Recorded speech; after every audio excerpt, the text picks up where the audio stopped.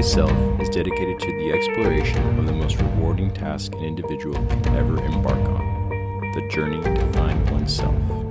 Our intention is to investigate the universal principles that have equipped our species to seek the treasure of all treasures, self-knowledge. With your hosts, Daniel and Eduardo, this is the Know Thyself podcast.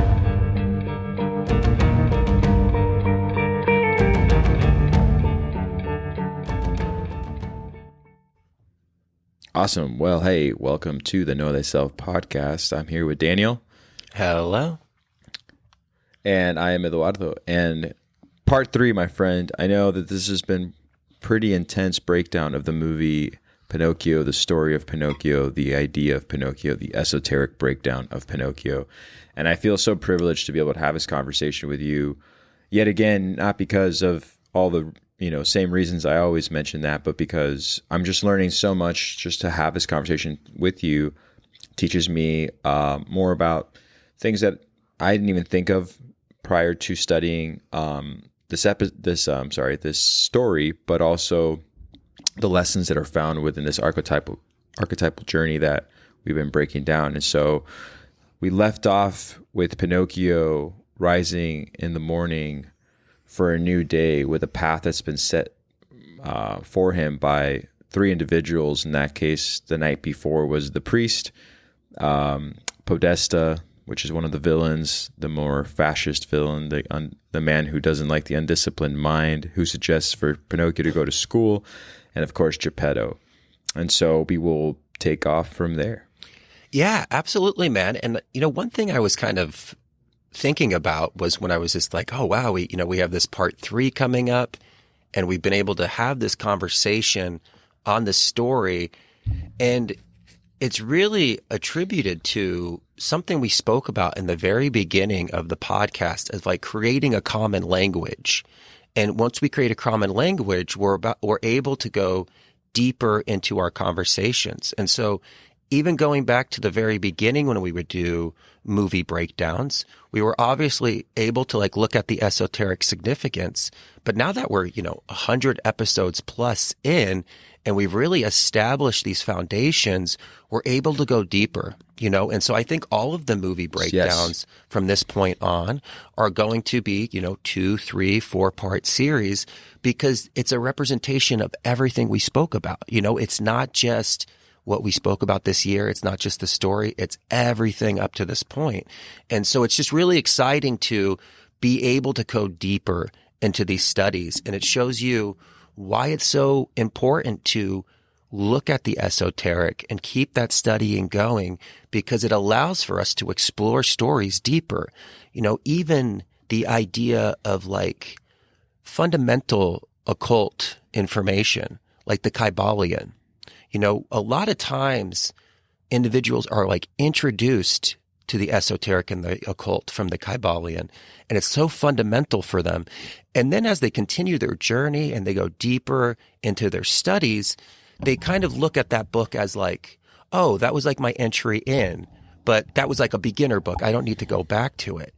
Well, actually you do, because when you go back to it, all of a sudden you see that you read it with new eyes and you hear it with new ears, and you're able to pick up much deeper significance than the first time around, second time around. And so we always talk about that as going back to see what more information we can harvest. And I think this is a perfect case study of, I think it even surprised you and I. I don't think we really planned that we were going to have a 3rd part of Pinocchio. And where this conversation goes, we'll see. Maybe we'll have a 4th part of Pinocchio. And so I'm really excited to kind of continue this journey. And we do. Our Pinocchio is now traveling to the external world in this independent fashion, and was really kind of pushed there. And, Geppetto actually in this Del Toro movie had resistance about sending him to school. He was just I don't think he's, ready. Are you sure about this? And it's kind of counter to the Disney movie, the cartoon, the one that was done in the late 40s, early 50s, where Geppetto was just he makes Pinocchio, and then he's just he's alive. He's oh, tomorrow you're going to go to school. And he just kind of sends him on his way.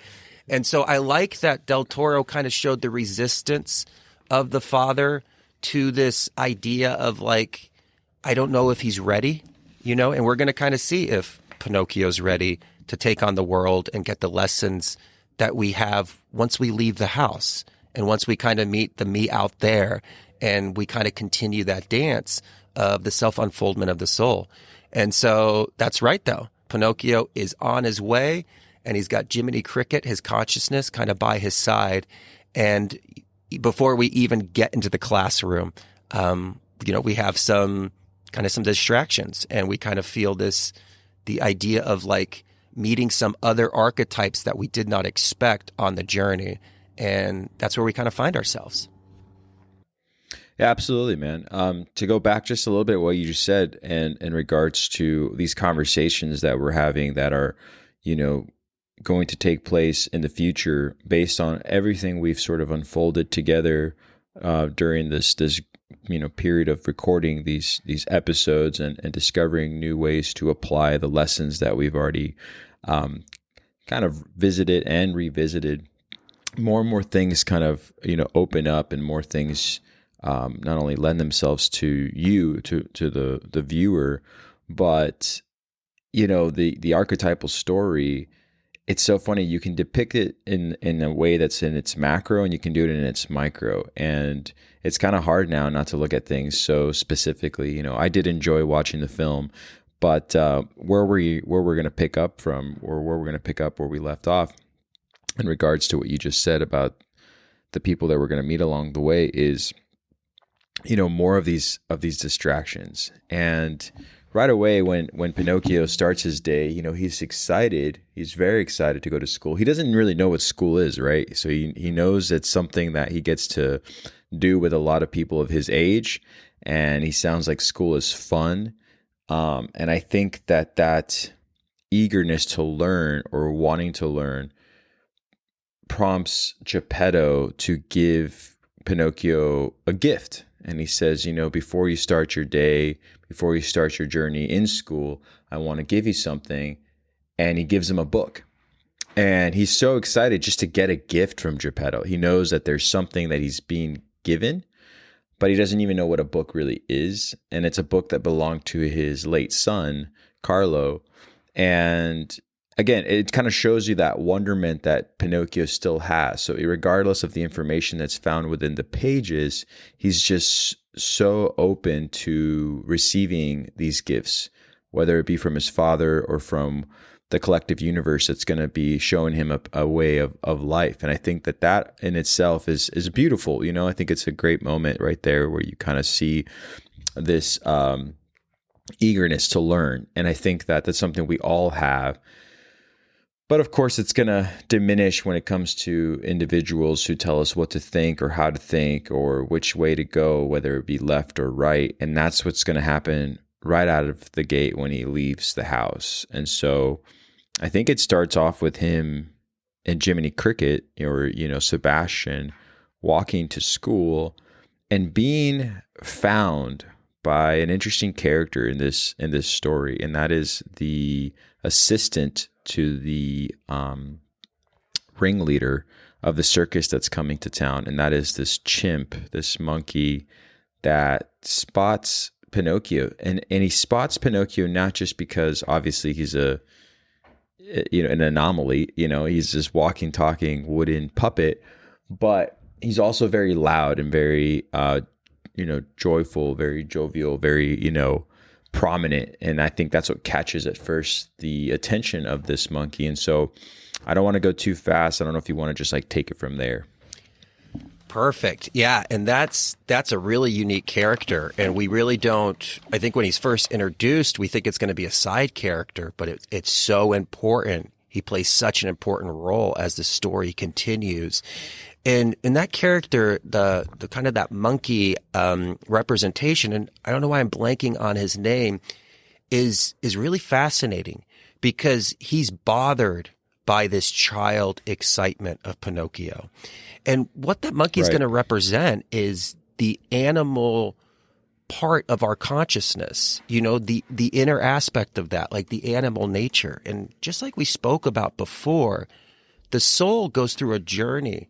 It starts as a single-celled organism and it makes its way up the ladder of consciousness until it becomes a human.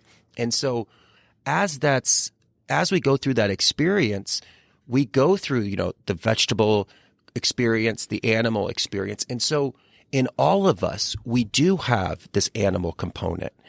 And the animal component is going to be something that we have to kind of identify and really connect to the heart. Because if we don't connect to the heart, it's going to kind of work against the evolution. It's very much controlled by like the consciousness. And when it's controlled by the lower consciousness and that that selfish personal ego state, the animal nature it's going to be directed by the consciousness. And so if we're in a lower consciousness, it's going to attack anything that represents pure, the higher self. And how our actions are, we don't even see this. And it actually kind of creates this when we see this monkey, his left eye is actually glazed over.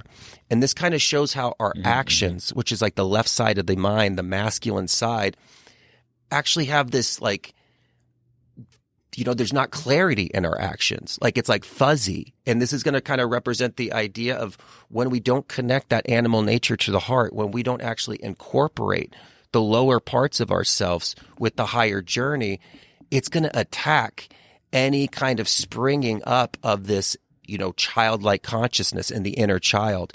And it actually is angered by it. And we kind of see this because he actually throws stuff at Pinocchio in the beginning. And he's going to work against Pinocchio when Pinocchio can actually incorporate him and connect him with his heart. He's actually going to be his greatest ally later on. And so he's very much this representation of, going down through this process and incorporating these animal aspects of ourselves and purifying them as well. It's this automation process of us, and it works against us when it's, not in our awareness. And so very fascinating, even the evolution of this. And he's very much, tending to that lower ego who is his master, and the kind of that dance that kind of happens with this. And we see this through the spiritual process. When we're starting to awaken up, we get attacked by that lower ego because it doesn't want to lose control. And so this monkey with this glazed over left eye is going to show how we can't act in accordance to our true mind and our true heart when we don't incorporate this. And so even if we're trying to make progress, it's going to kind of work against us. And it's going to kind of, it's not going to give us clear actions. It's going to actually give us, fog and confusion and bring things and, do inner pain. This could be representation of depression. This could be the inner self-talk that's very automatic, where we speak negative about ourselves, negative emotional patterns, and how important it is to purify that automatic process inside of our consciousness and make sure that, we don't let this lower nature control us or keep us grounded to this reality. Wow. No, well said, man. I'm glad that you really lingered on the character. And I believe the character's name is Spazzatura. And which is interesting because it's voiced by a very profound actress that has a long history of doing, just incredible work in the film industry. But yeah, Spazzatura, looking for the attention of a master rather than understanding how to be the master of its own domain, understanding that it has its own talents, instead looking for validation from another individual, which is what leads the chimp or the monkey or Spazzatura to go get the individual that will be coming into the scene, is his attention to be like, hey, I found your next act. I found something that might bring you some kind of not just wealth, but also joy that I have discovered for you to have an approval of me. You kind of see that, he kind of hangs low. He kind of hangs his head down a bit and lets the ringleader quite literally kind of make the shots and take over. And that's how you sort of are introduced to the next character in this story. And that character is Count Volpe, which is this, very interesting character that I know we're going to, obviously talk about a lot in the last or in the third or fourth breakdown of this movie. But, you can see that he's sitting in a state of despair, not having anybody to really take his show to the level that it used to be, and he's looking for that star. And, Spadazzura comes up to him and says, I found your next star, I found your next act. And that's when they, it's crazy to think that the timing has to be this way. But as soon as Pinocchio is about to walk into school, he's lured. The left side is the analytical that's coming, which is the school. You see this like path that he's about to walk in with all the children. And on the right side, there's this like sort of artistic path, this sort of path of more of a more thrilling and more inviting path that makes him stop in his tracks and have to make a decision, which is when you start to see Sebastian or, Jiminy Cricket start to really take on his role of explaining to Pinocchio, like, no, like, don't listen to these shady characters. Like, let's come over here. Let's stick to the plan. And even then the monkey, I think, tries to stop that from happening. I think the monkey immediately notices is like, hey, wait, there's a little bit of a higher level of thinking occurring within this vulnerable child that I need to sort of quiet down. I need to shut up. I need to like take over. All at the same time, this adult, this very charming adult, Volpe, decides to sway Pinocchio to listen to what he has to offer, and again, Pinocchio is in a path right now of not knowing what he wants, but eager to learn and eager to be accepted. And I think that we all go through this period in our life of needing this acceptance because of a void we might either feel or just the ignorance of, the beauty and the blissfulness of what life presents to us without really thinking too much about what the outcome might be, and more so just, acting on that feeling that if I do this, then I will now be seen, or now I will be heard, or now I will know more than I didn't before, without having to have that level of thinking, kind of consider the outcome.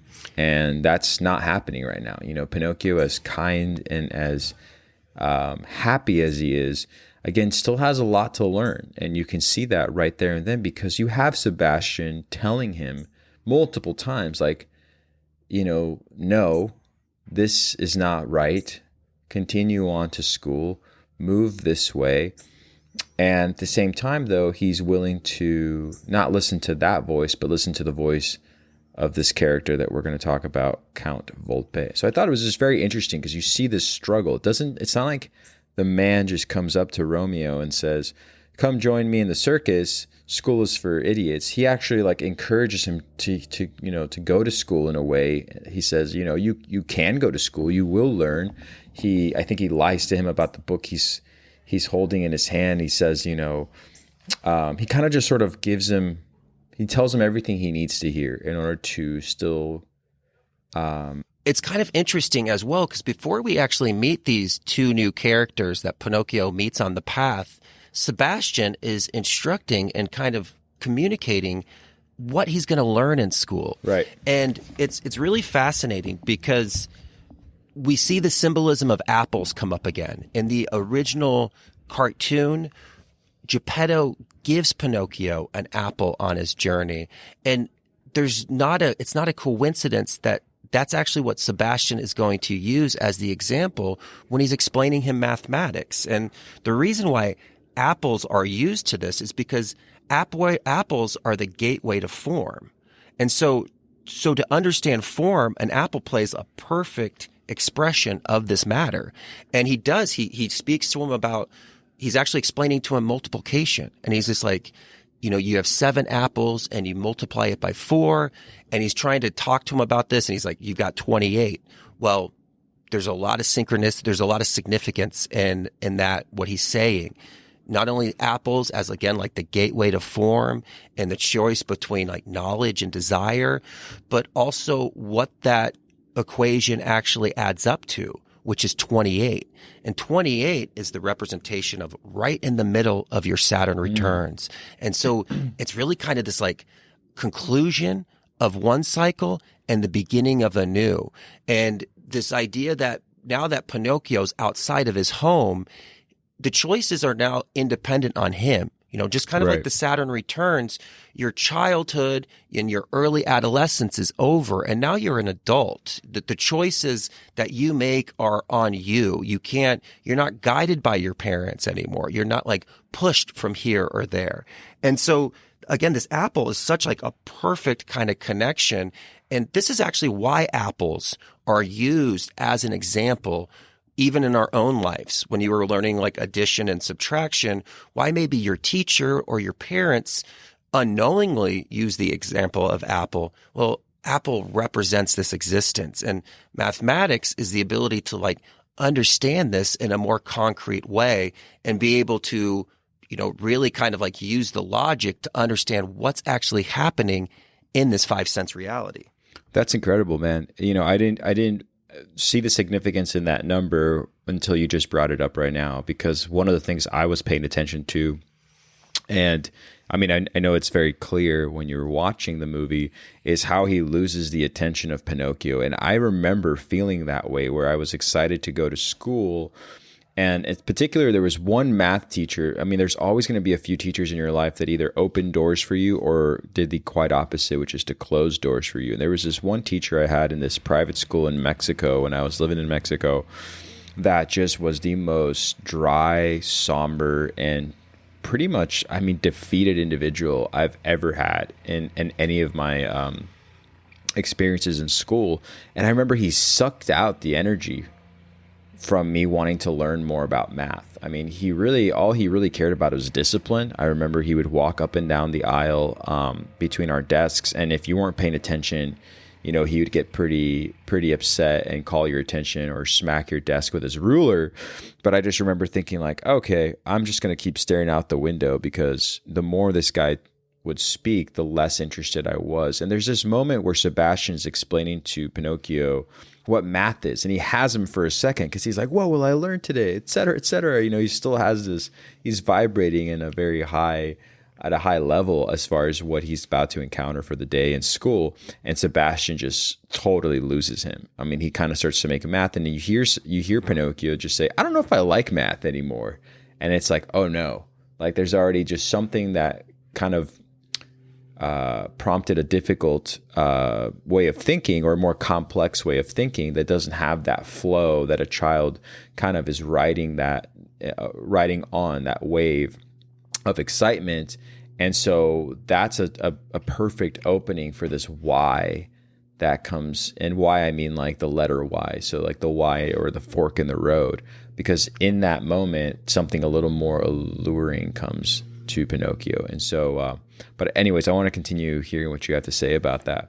And I love that you brought that up, and we're going to actually see that point get even more firmly established. And this is such a great representation of why we lose children in school. Children are naturally curious, but we like beat the curiosity out of them. And we're actually going to see a book used to like beat the consciousness and that curiosity even out of Sebastian in a few minutes. Oh yeah. With like the interplay of the monkey, and this is so true. When we like are introduced to this, especially through schooling, they've disconnected the idea of the magic of this experience. Like math was not exciting to me until I actually started studying the esoteric and the occult, and I started to see the spiritual significance of the numbers. But there's such a void of this in our indoctrination, in our schooling, and the child is still connected to that realm, and it's almost forced to leave that behind, and we smash the curiosity. A child wants to know what's around the corner. They want to know what that is. He has all of this like natural curiosity, but we present it through our adult lens that's disconnected from this inner child. And so you're right. We lose them. We lose them immediately because it's void of life.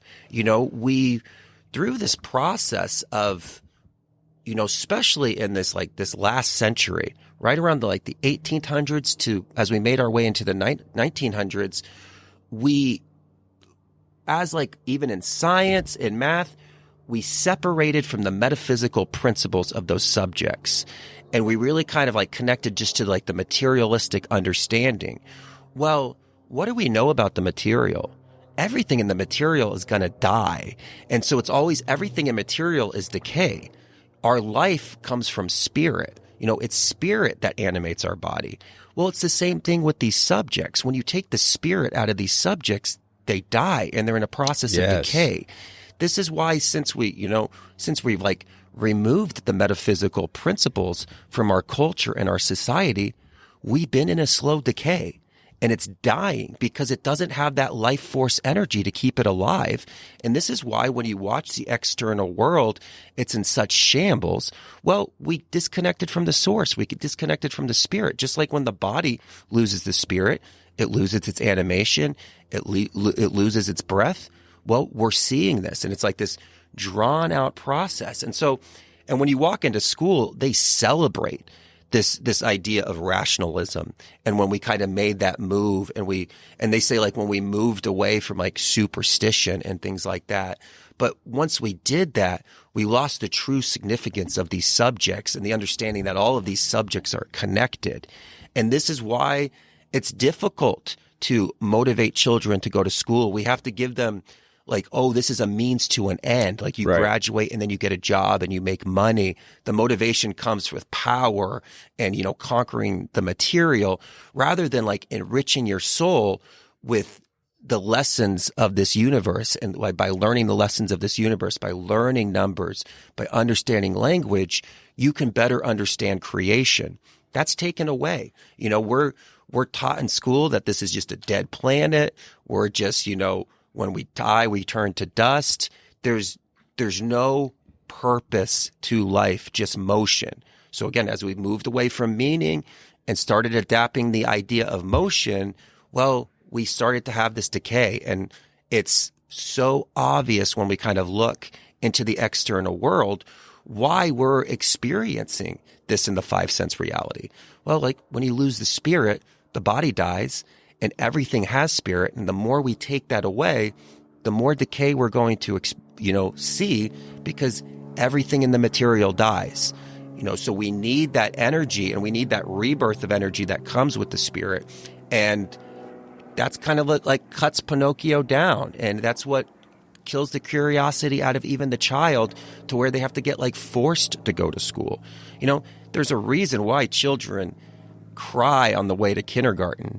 Because they have this feeling that their creativity is kind of starting to die. And they're kind of scared of that process because internally they know something very pure is going to kind of get taken out of them. Now, this isn't all education. This isn't the subject of education, but this modern teach to the test, it doesn't our schools don't teach us how to learn, how to think. They teach us what to think. And it's through this process that we're going to kind of see the calcination that begins and why when we are going through, spiritual work as adults, we really have to go and decalcify a lot of these, conclusions that were presented to us as just raw facts, and there was no questioning what is said. It's just accept it from the horse's mouth into you. And it's just this regurgitation and it's void of life. And so it's difficult sometimes to get children excited about these kind of things because there's no wonder to it. There's no component above logic, but we know the universe is one step above logic. As much as the materialistic scientists feel that this earth and, this experience of life is an equation, there's not a chalkboard, there's not enough chalkboard space, and there's not enough chalk in the world to fill out that equation. And there's always going to be one step that they can't get connected to. And that's what we kind of find. And so as we move away from connecting to the spiritual golden thread that ties everything together, well, we fall into decay, just like the process of matter. And we also become swept away by the sands of time, and we slowly dissolve. Going back to the Kabbalion, I remember there's a chapter in the Kabbalion that talks about the divine paradox, and I feel like there's kind of this moment there with this divide there. And there's a quote from the Kabbalion actually that I brought up that I like this, but it says, in the Kabbalion it says, mastery consists not in the abnormal dreams, visions, and fantastic imagings or living, but in using the higher forces against the lower, escaping the pains of the lower planes by vibrating on the higher. Transmutation, not presumptuous denial, is the weapon of the master. And that's from the Kabbalion. But the reason I say that is because people want to criticize our society right now so much, especially like a younger society, about where we put our energy towards and how we are swayed by these like very short burst rewards. But we have lost that essence of this wonderment in more of a philosophical and more long-lasting and eternal understanding of the universe around us. And instead, we kind of just look at the Maya. We look at this material pleasure that sort of gives us, with our physical eyes, a quick result as to what we're looking for. And that's kind of what you're seeing with this process that we all know about, what's going to come with Pinocchio and becoming, these strings replaced onto him and becoming this marionette because someone is giving them an immediate satisfaction of dopamine and sort of attention, because we're all longing for attention. I mean, I'd be lying to you if I didn't say when I was at school, I just needed someone to kind of give me validation. If someone would have said, hey, the way I measured the distance between my home and school, and I had a conversation with teachers in the faculty about like how we should have a shorter path to school. I was using math during all that, or I was using an understanding and calculation of distance. And because that was not part of a conversation with me, you feel excluded right away. Like, oh, the adults are talking. But it's like you could have understood what these adults were complaining about had you had a little more of an understanding of the unit of measurement they were using to complain about their long drive. And so they keep us in this sort of back and forth of like, this isn't for you yet, but yet you must learn these ways of understanding math. But there's a way to apply it to where there's inclusivity. And I think as a child, you want to be included. And that's what you get when you have Count Volpe walk in. He's dressed very, what's the word? He's a very loquacious character. Like, he's just very vibrant. His hair is very vibrant, his mustache, everything. And he just knows how to use that to his advantage. That it's not just children that he's like manipulated, but all individuals in his life to better his profits or better his own like gains. Because that's the moment where I think Pinocchio, he hasn't even met an adult yet inside the school. He just kind of stopped at the point where Sebastian sort of confused him a bit with math. But here's this adult who's like, hey, I see you. I see potential. I see a star. I see someone who can go far. And that's all we really want to hear. But there's a process to get there. We all are a dancing star, as we talk about this, quite often on these podcast episodes.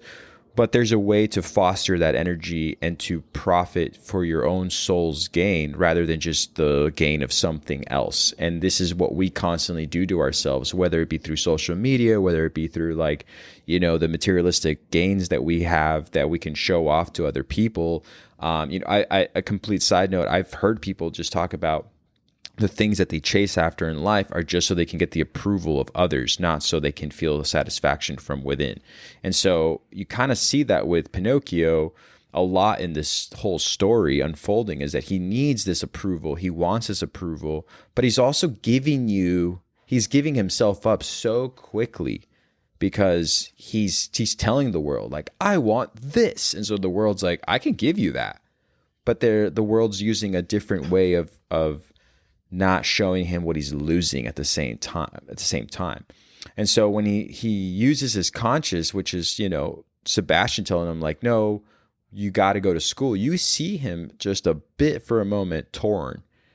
And, of course, this individual, Count Volpe, knows exactly how to talk to him. He's like, "Oh, you can go to school, like no big deal." He's like, "I'm just gonna go this way." And he's like, "Maybe tomorrow." He goes, "Oh, there is no tomorrow. It's today. Like today's the last day you can make this choice." And like that's super profound because he's telling him like you're missing out on something that you may never get back again. And they do that to us right now in this society that we're in, where people feel like rather than thinking about what's the outcome, what's the consequence of me sort of selling a part of my soul, a part of my essence so quickly, they're just like, "Oh no, don't even think about that. Because if you don't do this now, if you don't act now, if you don't buy this car now, if you don't take this loan now, if you don't take this, if you don't participate, it's going to be gone."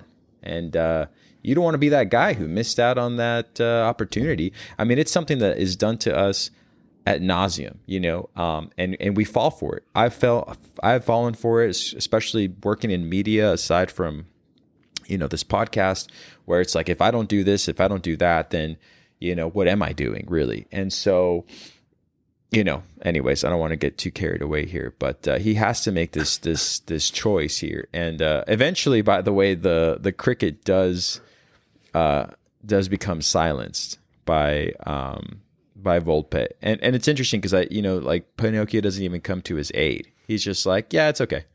Like, I'm just going to listen to this man. Mm-hmm. He just promised me a lot of things." And I think he promises him literally, I think it's like hot chocolate and all the candy he could want. And all he says is like, mm-hmm. "Oh boy, hot chocolate."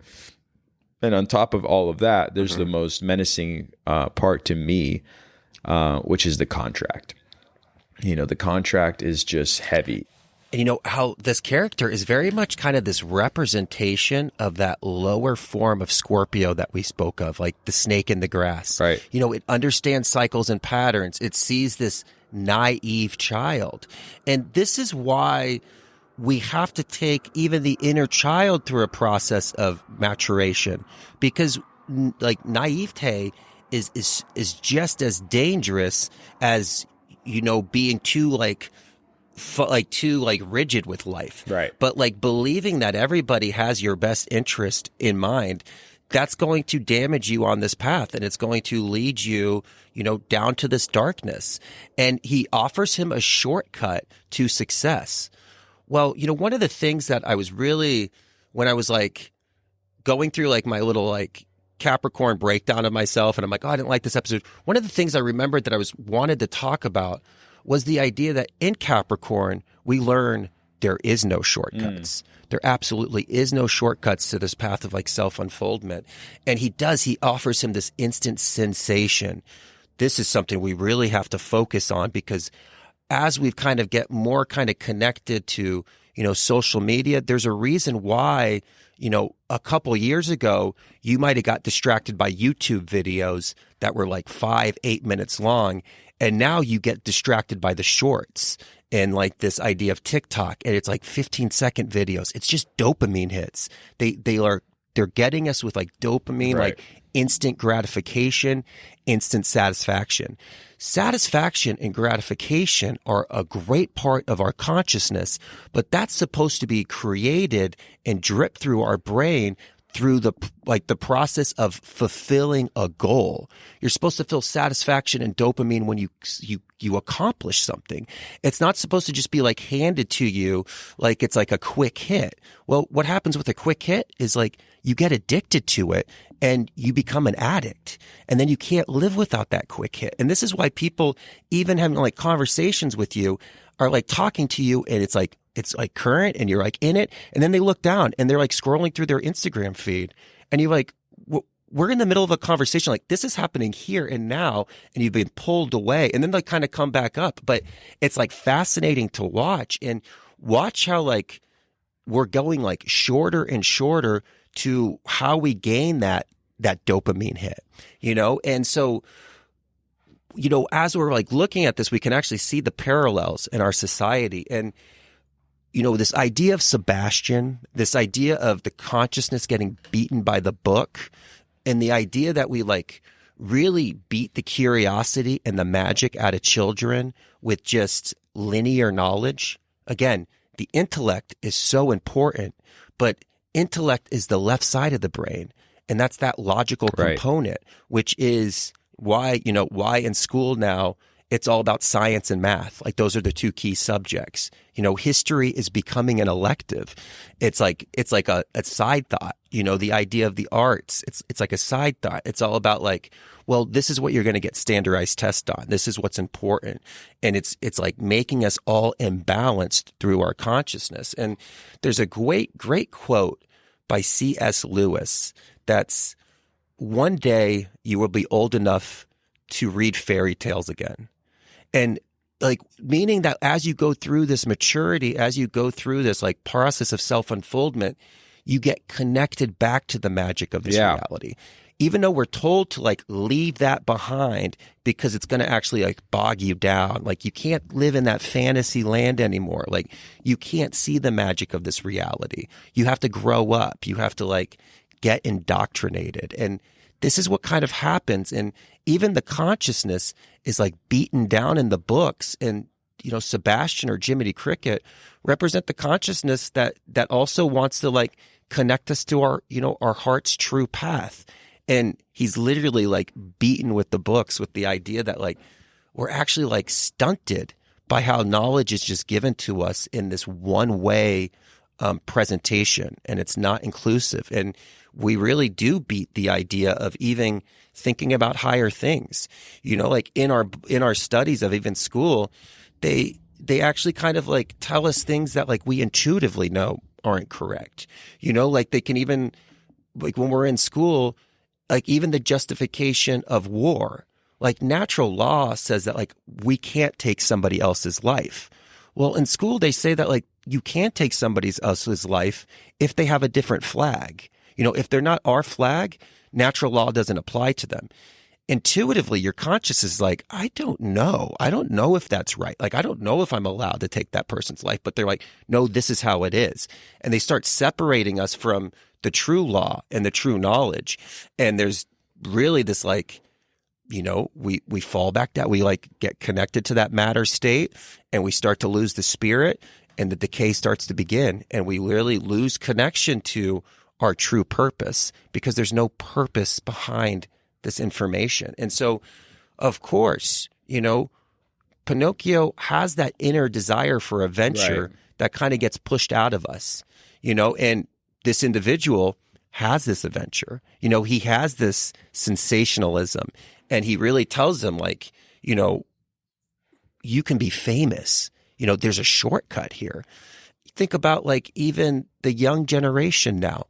We are in a process of the evolution of consciousness that like this young generation is the butterfly wings. Like we were the caterpillar that is in the cocoon and we're all going through this transmutation, right? But we're not the wings. That's the future generations. These future generations are supposed to be like illuminating to us new possibilities. And we should be like educating and nurturing even our own potential. Like it's like this, they really have it. Well, these children are told to be like, well, you can like deny even the study of this world and have this like instant satisfaction and this instant richness by becoming an influencer, like being a YouTube star. And it's like, yeah, if you can make money that way, that's fantastic, but it's like very limiting of their potential.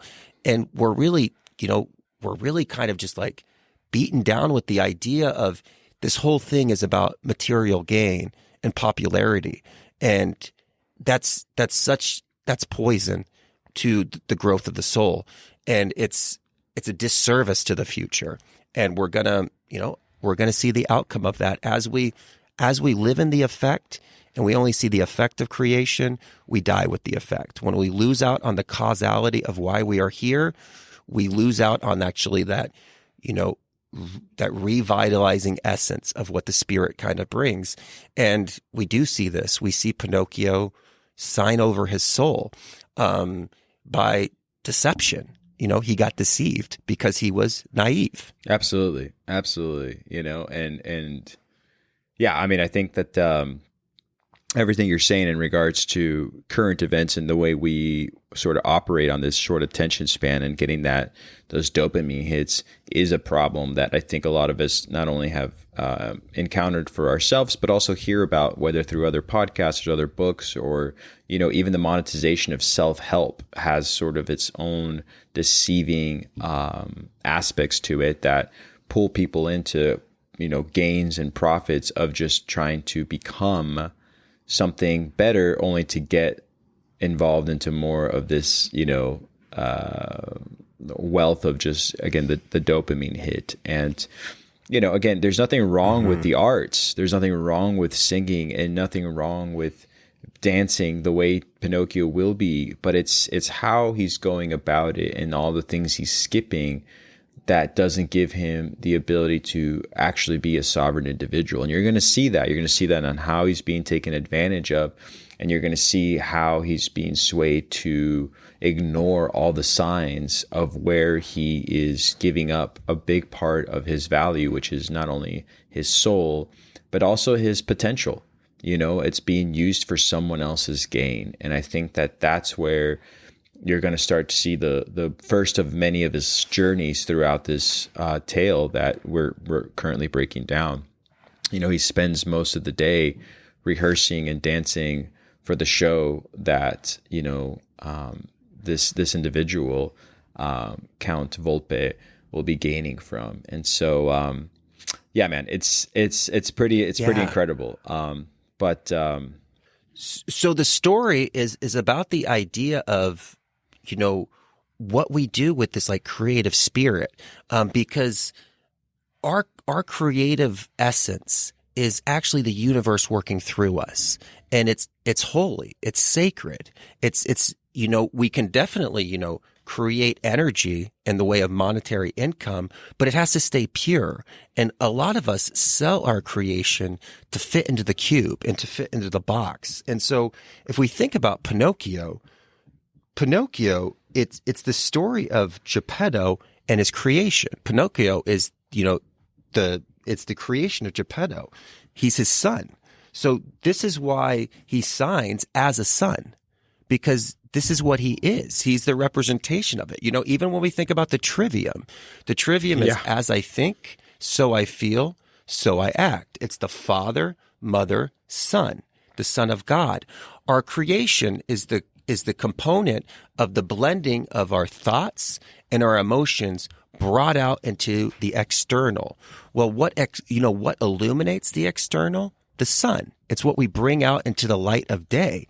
And so, Pinocchio is the representation of this. And it's the idea of like taking the most purest aspect of us, which is our creative element, which is how God speaks through us. And he uses us to push the evolution of creation through this creative element and like containing it into a cube and containing it into a form and denying it its pure essence and using it only as a way to gain power in this realm, when it's really supposed to actually liberate us from this realm and make us like rise above it. And so, we take the most sacred part of us and we bastardize it, and we actually like take that life essence out of it.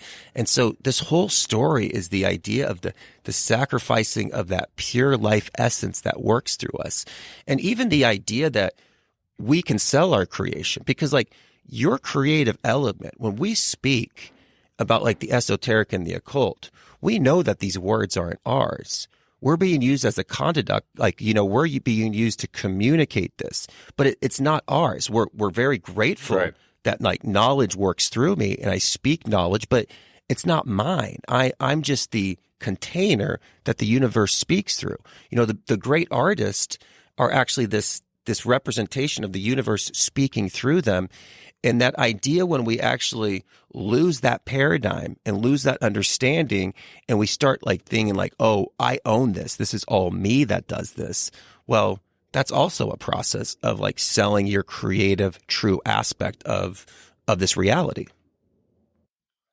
We've had a lot of conversations up until this point regarding the Apple, but as you and I were talking before we recorded, that he's now taking a bite out of that apple of desire, the apple that is known to sort of like basically bring the physical realm to this level of pleasure, and this level of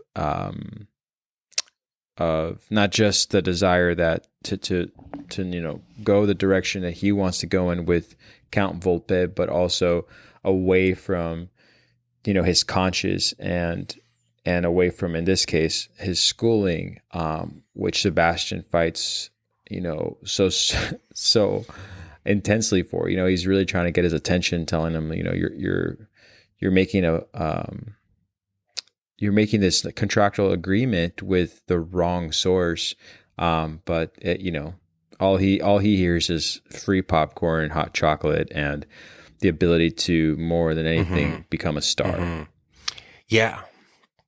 So, I don't know if you want to touch up absolutely, on that. man. And I like that you made that connection of like the biting of the apple, because the apple is going to represent the idea of kind of getting like, falling into desire, but the apple also can give us this deep knowledge in this, this really esoteric significance of what it represents. And so it really is this like, it's like a duality kind of component. And, the apple, even just with the idea of like the sweetness of its flesh and that sensation that kind of comes from that. And that's exactly how he kind of like, really kind of convinces and catches Pinocchio's attention here, is with like the sensation of the five senses. And that's what's really going to kind of pull him in. And it's this unique kind of component because, we really could and we really should do a whole episode and have a whole conversation on the apple and what that kind of represents, or just the esoteric significance of fruit. And, we're going to produce fruit in this life, but it kind of depends on like, what fruit we want to create. We're constantly creating, but what are we kind of creating? And the apple has, such deep significance of, it represents the idea in this five sense reality of even that like flesh has to be sacrificed. And, we have to eat the flesh of something to keep going. It's a part of this process. And so, that's a big thing to take on. Even if we don't eat meat, we still eat the flesh of the vegetables, the flesh of the fruit. We need to like, we sacrifice lower energy to power us. And so it's kind of part of this like learning about this five sense reality and learning about the, what this construct of reality is trying to present with us. But even in this like carnal nature of the apple and the idea that we do have to sacrifice flesh to continue on this journey and to continue our animation, when you make your way through the apple, you get to the seed. And so even in the like the carnal desires and how like, violent this five sense reality can be and how cutthroat it can kind of be, within every experience, the seed of the creator is actually there, and that the seed of creation is within the apple, and the creation and the creator are not separate. They're one. And we kind of have to go through this experience of some of these difficult things and see these, inverted expressions that we're going to see with the count to find the seed of creation and see the true pattern of what we need to kind of get connected to. And this is like the same process with ourselves. We get kind of hypnotized by the external. We kind of have to go in that internal journey to find the seed of creation within ourselves. And that's part of this kind of process. In the scenes that follow all the way up until him performing, it's very interesting what that process looks like. I think I'd already mentioned this, but he does get all the things that he was promised up front.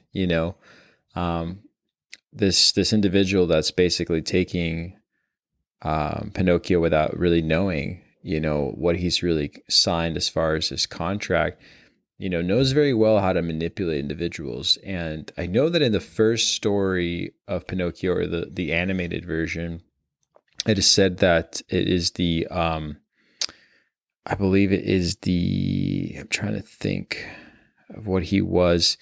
The individual who's basically running Pleasure Island is sort of this like maleficent, like this evil individual who's really working from a very dark place in order to gain the innocence of these children.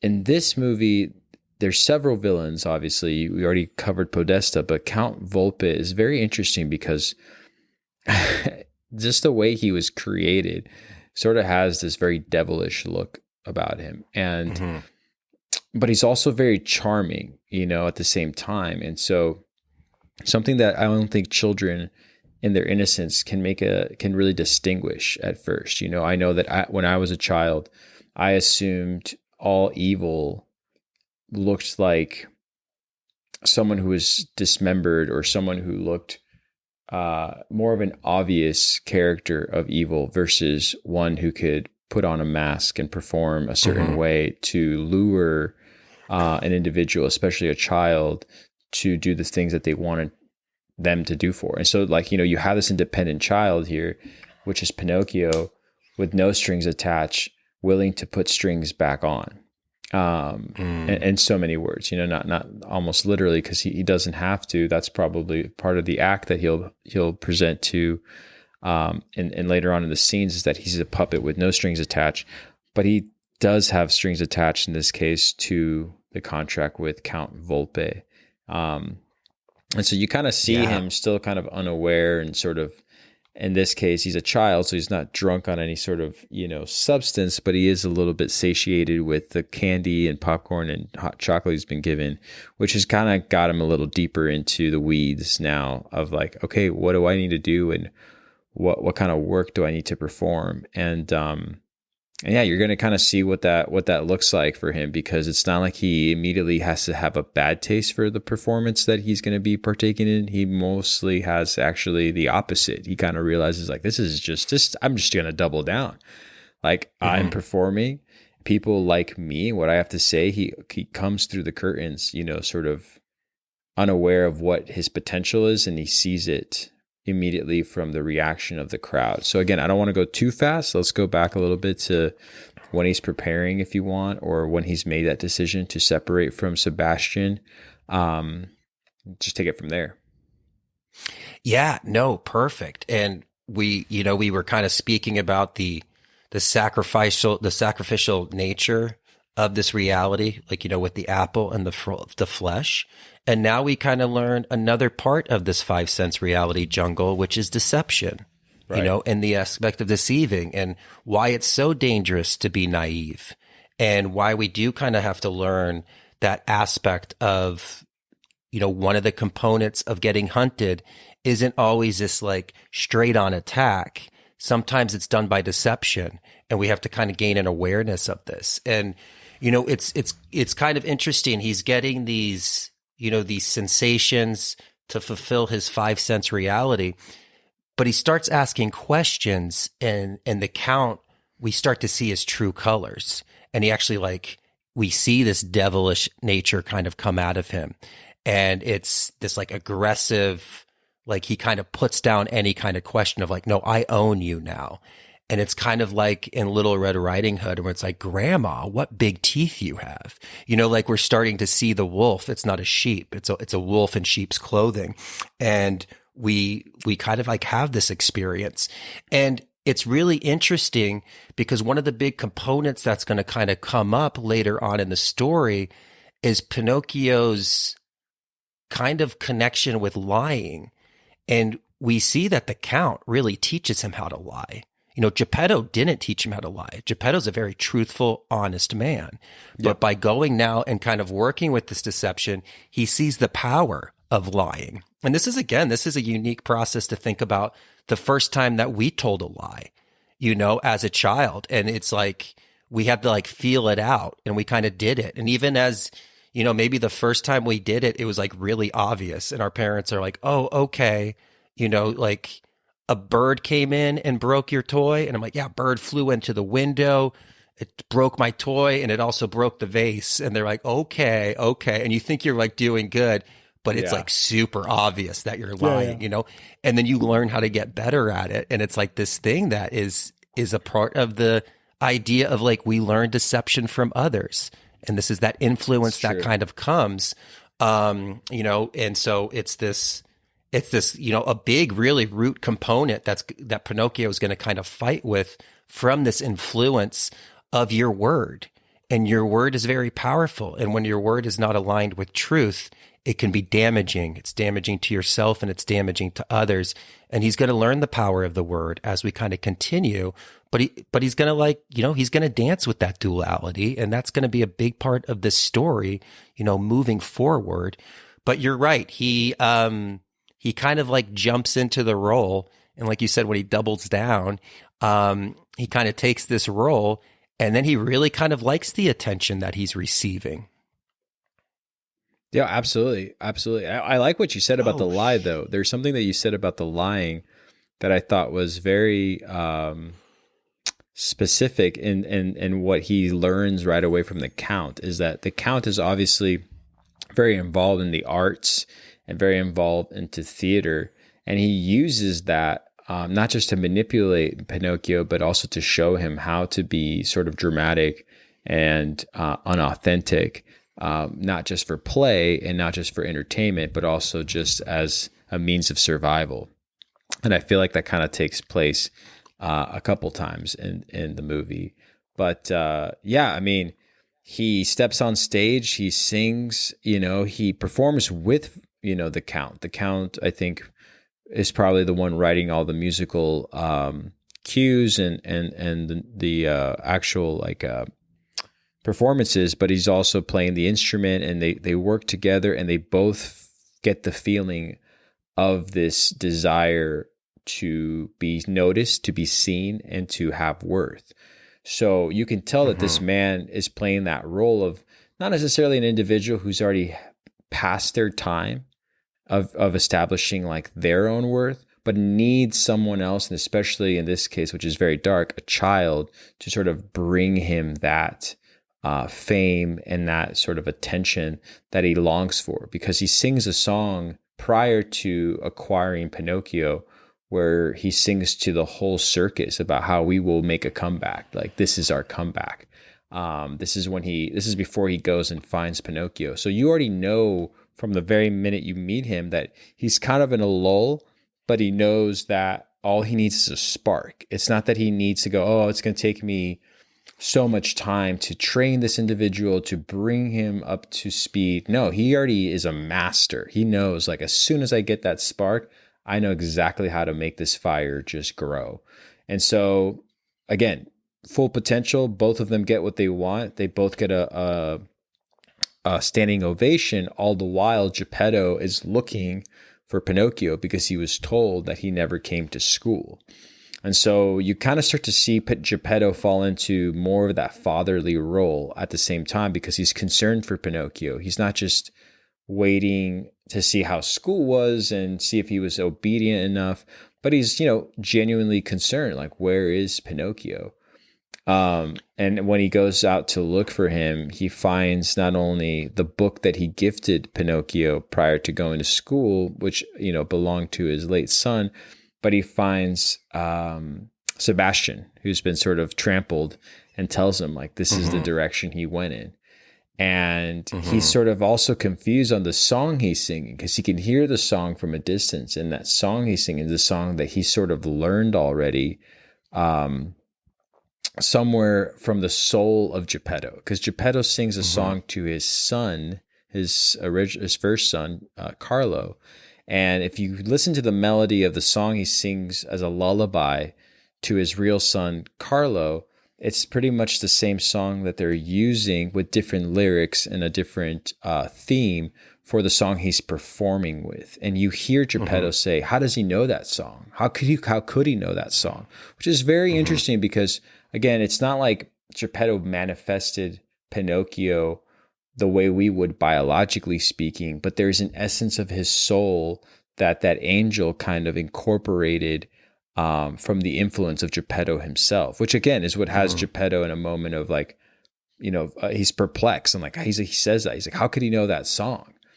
which infuriates him even more because it's a dear song to him. It's a song that, you know, reminds him of his relationship with his son, but also, you know, that his wife once sang to the boy before bedtime, I believe.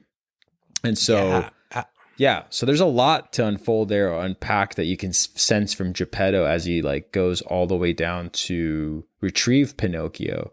And Pinocchio, I think at that point is getting all his praise, and Geppetto just kind of walks through the crowd, picks up Pinocchio, and Pinocchio's like, "Hey, like they love me. Like I've made it. Like I'm here. Like like forget school, forget the process, forget the way to climb any kind of ladder. Like I'm already at the top, baby." You know, and Geppetto's just like, "No, we're leaving here." And that's when things get a little bit chaotic. And, you know, the idea of being sort of, you said something earlier about, you know, people just skipping the process into becoming, say, an influencer. But the idea that even if you want to live within or outside the boundaries of this five sense reality, the Count already brought in something that is very much like a lesson for Pinocchio and for anybody else out there, is that, hey, there are certain things that are going to anchor you down to a situation you can't really like sing your way out of. And that would be the contract, you know? So the Count is already kind of like, whoa, where are you going? You can't just go anywhere just yet. You know, it's not that simple as 1, 2, 3. It was that simple to get in. It's not that simple to get out. And that's something that's very powerful. Even like when you were a child and you watched the original movie, I remember it's like you kind of go along with the story on how you go into Pleasure Island. Who wouldn't go to Pleasure Island? It's when the doors are closed behind you that you're just like, wait a minute, how am I trapped? Like I was willing to come in here. Don't I have the will to leave as well? And it's like, no, you don't. And that is very dark in itself as far as finding that out throughout any period in time of your life, is when you realize what you've made yourself or what kind of situation you've put yourself in. You know, it's like you did this to yourself. Like you didn't think too much about it. Of course, someone lured you here. Something lured you here. But your base level desire is what got you here without you thinking and using that higher level of thinking, in this case being Sebastian, that he abandons behind. So again, a lot to unpack right there, but I'll let you say what you need to say, man. Yeah, no, and so much to kind of investigate there, you know, to even think about, like you said, the idea of the opportunity that the Count sees in Pinocchio. And why that is because the Count has cut off his tie with like the creator. You know, he's kind of moved to this idea of like the selfish ego, and it's all about like, you know, fame and like taking advantage of people. And so when you cut off the source of creation, you cut off also your ability to create. And so what we see here is a lot of individuals, when they kind of get tied into this five sense reality and kind of get this tunnel vision and they detach themselves from creation, they lose the ability to create. And so they have to hijack individuals, and they actually have to like steal their energy and kind of guide their energy. And so we actually see this, like he can't create. So now he's got to like hijack it from somebody else, which is Pinocchio. And Pinocchio is now feeling the opposite end of attention, because before all of the attention, you know, was all negative. Like, what is that? And they were like, they didn't like him. Like when he walked into the church, everybody was like scared of him. Well, now he's like swinging to the other side and people are admiring him. And so we're even seeing him deal with that, you know, that idea of that pendulum, that kind of, that slings back and forth. And he's going to now, like you said, he's got puppet strings on him. And one of the really, and I'm so glad you brought this up, was when Geppetto is trying to find him and he hears that song and he's like, how does he know that song? Well, this goes back to that eternal connection of the Father and Son, and the idea of who's actually operating the story. Yeah. It's Carlo. Carlo is actually operating the story because Carlo is, his essence is tied to Pinocchio. He is not Pinocchio, but his essence is tied to him. It's like he's influences this, because one of the big things that we're going to see is the greatest way to honor our loved ones, in their passing, is to actually heal that process.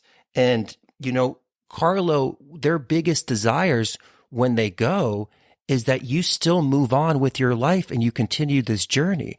Carlo is always with Geppetto, whether he can see it or not.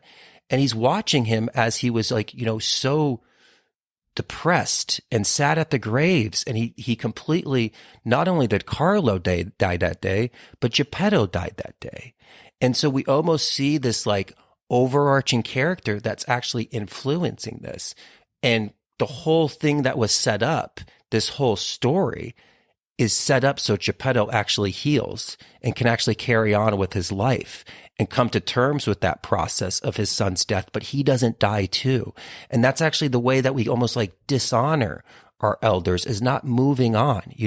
We take that season of grief, but after that, we have to keep going, because that's how we carry on their legacy. By continuing, it's the last thing we could do is forfeit our life that we still have here by just being sad and just being downtrodden. And so we kind of feel this in this kind of occurrence of this process of even us as the viewer starts to realize that we don't see Carlo, but we're feeling his influence, and we're feeling even his connection within Pinocchio, as he's kind of making this way. But you're right. Pinocchio's loving it, because he's getting this unique kind of attention, and how important it is to give the child proper attention. It's when children view adults, they view them with these unique responsibilities, and, all of this, they admire them, because as a child, you're like, wow, how does my family afford this house? How do they have all these things? They have all these responsibilities. They're so important. And so when the parent actually just gives the child attention, it validates to the child, these people are so busy, but now they're giving me attention. So that means I must be important. And how great that is for the child. And when the child lacks that, there's this internal process that goes well, I'm not important enough to get their attention. So when we interact with children, we think too much about the process. They just want our presence, cause even playing with a child, as an adult, we start asking too many questions, who's this guy? And he's like, oh, that's the bad guy. And you're like, well, why is he the bad guy? And we just we logically try to do it. And the kid's just you don't need the backstory. Let's just play, let's just kind of do this, because it's just the attention that we give them. And it's kind of funny because we almost get self-conscious about this as an adult, am I playing right? And all these things, am I doing this correctly? And the child's not judging us whether we're playing right. It's just the attention that we kind of give, and how important that is to bestow on children. It's just the attention. We don't have to know what they're doing or anything, but it's just that awareness and putting that towards them, because it kind of validates the idea that they are important. And if the child doesn't find it from the parent, it's going to look for it in external ways. And, if it doesn't have guidance, it's going to find it in ways, it's going to find it in unhealthy attention grabbing. And, I know I've seen this in my personal life, even though I was, given great attention from my family, but we go to kind of pull that in different kind of ways. And it can be, it could be very a negative, thing that we can kind of conduct if it's not getting its right fulfillment in the home. Yeah. Spot on, man. Spot on. Again, there's a lot of things we talked about in the beginning about Geppetto having this sort of more of a grandfather role than he does a father role. And you see the way he gives attention to Carlo with this sort of, no need to neglect, and more so focus on Carlo's essence and, really let Carlo come to his own. And there's just a beautiful relationship between the two of them. But now that Pinocchio is here, Pinocchio kind of makes Geppetto regress back to that sort of insecure father position, because he's not really sure about how to go, not just about his relationship with Pinocchio, but also how to teach him, because he's coming at him full speed, where I think Carlo, in comparison, he had him as an infant all the way up until the moment we get to meet him in the movie, in the story. So he's had his time to kind of incrementally teach him what's this and what's that, while Pinocchio is just like, teach me now, show me now. And you can see that a man who has confidence and some sort of stoic attributes, the Guillermo del Toro does a good job at like creating sort of insecurity in his eyebrows. You see a lot of that in like the facial structures of the puppet, or the puppet, meaning, not to confuse anyone, but the actual stop motion characters that are in this movie. He did a good job of showing this sort of insecurity coming from Geppetto. And not only that, he's also insecure about his position with the town, because the town is sort of looking at him also with like, hey, you have this sort of chaotic little ball of fire, that's, on you to control and to sort of put in line. And it doesn't seem to be going your way right now, because I know before Geppetto finds out about Pinocchio taking off, there's a moment where the priest and Podesta come to find Geppetto to say he didn't go to school. And there's a part where Podesta says like, he seems to be dissident. He seems to be an independent thinker, I'd say. And I thought that was an interesting moment where you kind of see where the mind of Podesta really is. He's just like, we don't need those kind of people here in this town. Like, we have a very orderly thing going on, and you have a very disorderly situation, which again is separating Geppetto even further from his connection that he should be fostering with Pinocchio in the first place. He's already kind of feeling like, oh, this kid's making me look bad, which is something that I think I've personally have dealt with in my life, that I'm very, very, very, very, very, I can't say very enough, fortunate that my wife will say to me, I can't wait for you to be a father one day. You'll be a great father. But I won't keep this a secret. My biggest fear is letting me feel some sort of insecurity about how my child behaves, acts, and is willing to participate in society, because that's something I did to my own father. I know that I was sort of like, I was never a rambunctious kid, but, spending a lot of time with my grandparents gave me freedom to explore things, where my dad was very tired of explaining things to anybody. So when I would have this like 100-mile-an-hour, conversation with him about like, how'd you figure that out? How do you fix that? When do I get to learn how to fix that? I remember my dad just feeling like, geez, like I need to like take a breath here. I need to sit down. This kid's too much. And so there's obviously this like interaction that you're seeing Geppetto, have to regress back to, of relearning how to approach this sort of energy that's coming at him so fast and so quickly, by just giving him the love he deserves, rather than like pushing him away by telling him you must follow these steps, because he's just like, that's not fulfilling it for me right now. Like this is like my second day on earth. Like, I'm going to go where the crowds want me. I'm going to go where I feel wanted. And I'm going to go where I feel that I can make a change or have an influence on individuals. And that's why he ends up so, easily being swayed by the count. And so, you're going to see this throughout your whole life with many individuals who are going to use you. I know for a fact you've been through it. And I know for a fact that I've been through it. You see opportunities, people open doors for you. And some, if not most of my accounts with this have been positive, where I gave a chance to an individual and I was able to come on top, and they were looking for my best interest. But there was definitely times where people were like, do this for me and I'll do this for you. And then in the end, it's like, where did that person go and what came of it? Oh, right. I gave them everything I had to give and got nothing in return. But it's a lesson that I had to, the only way I walked away fulfilled is that I'm like, that I needed to learn that lesson. Like, I needed to see that, like, I did this to myself without questioning things, because there is such a thing as like, neglecting an opportunity. There's a way to, So there's a way to go about an opportunity before you just give up your entire soul and your essence to someone else who's like, I know what's best for you. And again, Yeah. this is an overarching theme in the whole movie is everybody knows what's best for Pinocchio. But Pinocchio is 100% running the show on his own. He's like, I don't need anybody. I just need some guidance. I don't need you to tell me like, you know, exactly what I need to do. So anyways. Yeah. You know, just that love and support and understanding to allow the authentic blossoming of the individual. And I like that you brought up the idea that, you know, the priest and this representation of the state come and they're very concerned about the individual aspect of it.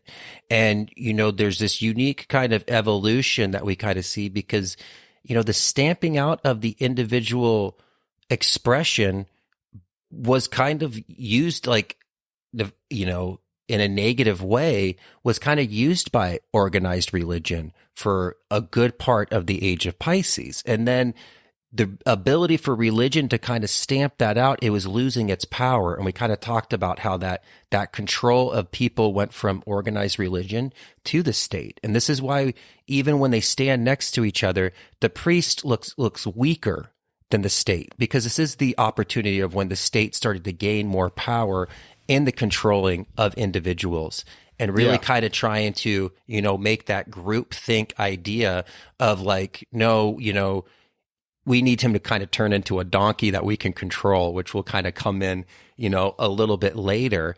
But we have the stamping out of the trying to stamp out that individual authentic expression that Pinocchio produces, and the idea of Geppetto, you know, trying to like understand how he can operate in the middle there. And he doesn't truly understand Pinocchio like he did Carlo. So he's kind of putting that pressure on Pinocchio as well. And so we can kind of feel all these external forces that kind of push us. And this is the idea of the creative aspects of ourselves that we try to share with the world and then they get denied. And this is how like the early formations of the shadow is created, because we present ourselves to the world and the world's like, oh no, you can't do that. And so then we kind of retreat back into ourselves and we lose a unique essence. And this is what we really kind of do in spirituality, is to go back and retrieve that unique essence and bring it up through with the intellect and the maturity and the stability of like, you know, the strong individual, and find a proper expression of that energy. But if not, it kind of stays stagnant and it creates, you know, darkness within ourselves. And that leads to so many problems as an adult that we all kind of face with. And we see the effects of this in adulthood, and we like try to treat it and remedy with effects, you know, by medications and like these ideas of like, oh, let me just put a Band-Aid on it. Well, you know, you can't really, you got to get to the seed. You know, you have to go down to the core. You have to get to that aspect. You're not going to be able to like handle this in an external way. We have to kind of get to the seed of this, which is the internal, and make sure that we kind of nurture it so it can blossom in a way that's not destructive to the community, but actually can like help enrich and inspire the community, which is, you know, really kind of unique. And so, yeah, I mean, and so like, I guess we kind of have that showdown, like you were saying, between Geppetto and the Count, where the Count's like, no, I own him. And, you know, this is that idea where Geppetto's like, you don't own him. Like, he's my son, you know? And we have this idea that like, no, he handed himself over to us. And what's kind of unique here is this is actually when we see the telling part of the Pinocchio story where he tells his first lie and his nose grows, which is like so interesting because it's much later in the story than you would think of in Pinocchio. And that's such, No, go ahead. I was just going to say, this is where he needs to use his lie, because he's being convinced to go a direction he doesn't want to. So he's like, oh, you're changing the direction of my will currently. So the quickest thing that I can do instinctively is to pull out some sort of like, you know, BS in order to convince you that this is the path for me. because I think there's a couple things that happen. He pulls him away. He says, you were supposed to be at school. And then he says, you were supposed to behave. And he says, you're supposed to behave like, and then Pinocchio fills in the words. He says, like Carlo. And then Geppetto says, yeah, like Carlo. And that's when you kind of still see that Geppetto isn't not necessarily not only over the death of his son, but he's trying to make Pinocchio into something that he's not also. So everybody in this whole story is trying to tell Pinocchio who he is without Pinocchio being able to have that moment to decide that for himself.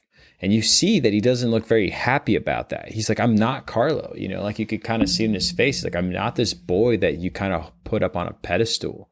And that's when the Count comes after him. You know, and when the Count's coming out, Pinocchio starts to tell the lies to Geppetto because Geppetto's so disappointed and angry. This is the first time you're really seeing Geppetto so angry with Pinocchio. So Pinocchio's like, you can see he's kind of like scrambling to be like, what do I tell him on why I lost the book that belonged to Carlo? And he starts to say the lie, and you can see that Geppetto is crushed too. You can see that he's just like, you know, I never taught you to lie. But he does declare it to him though in that moment. He goes, how dare you lie to your papa? So that's kind of a different thing too, where you kind of start to see that Geppetto's taking ownership of the idea that I am this boy's father. Like, this boy is my responsibility. But unfortunately, it's also a little too late because, again, the Count's like, hey, like, you and I need to square this off. Like, he's mine now, which is what, you know, puts them in the precarious situation of them pulling Pinocchio from left to right, and this dispute of who owns this boy, which is super interesting because, you know, I think Sebastian kind of sees where it's going. You see the truck coming in the background, and then that's when, you know, it all kind of goes down, you know, which is a very interesting turning point for the movie as well, because in the original, there's no scene of him dying and then crossing over and then finding out what happens when he crosses over. So this is where things, I think, for many of the people listening to this are going to find a lot of interesting points of where Del Toro took this whole movie, because it's like, whoa, this is going much deeper than I thought it was going to. So let's kind of take off from there. Yeah, absolutely. And to come back to the idea of the nose and what that's going to represent. And you're right, when Pinocchio gets emotionally charged, which is actually going to create this lie. Well, the nose is a really fascinating thing. And what it's going to represent here is actually our shadow. Because between right now, when you're looking, like when we're looking at each other, I don't see my nose, but it's actually in my line of sight. But my active consciousness, because it's actually a barrier, blocks it from my vision. And so it's as plain of day to see my nose. Like when you're looking at me, you see my nose. It's right smack in the middle of my face, right? My nose is actually in my eyesight, but I can't see my nose. And so this is the representation of when our shadow starts to come out of us. It's very obvious to others. It's as plain as day. It's right smack in the middle of our face. Like everybody can see the shadow kind of coming out of us, but the individual that's actually projecting and expressing that shadow, it's not even aware in its active consciousness. It doesn't even see it. Like we don't even see our nose, even though it's in our eyesight. Really fascinating, fun thing to do though. Take your finger and close one of your eyes and look. Now you can see your nose. The idea of that spiritual understanding of to be able to actually see your shadow and understand it and see its process, you really do have to get that spiritual one eye and actually look through that one eye vision of the mystic to be able to actually perceive and see the nose.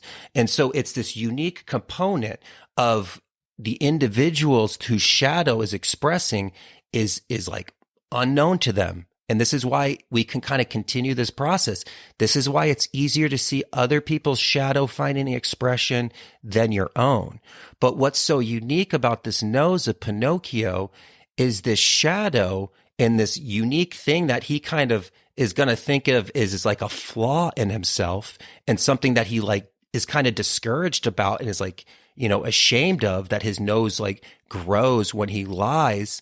Well, that's actually what's going to save him in the story. And so what this kind of shows us is your shadow is not just this evil thing. It's a thing that needs to be incorporated and understood. But we're so afraid of it that we never actually look at that, and we just continue to look at both of the eyes and ignore it. But it's actually what makes you unique and special. The thing that in your life that is the biggest flaw that you're discouraged and ashamed of is actually your unique spiritual essence that's supposed to get shared. And this is why the shadow can kind of cause so much destruction on an individual, mental, emotional, and spiritual, because this is the unique signature of the Creator that it wants you to express and share with the world. And so when it's denied, we feel the heaviness that comes with it. And we see these negative patterns that kind of get created.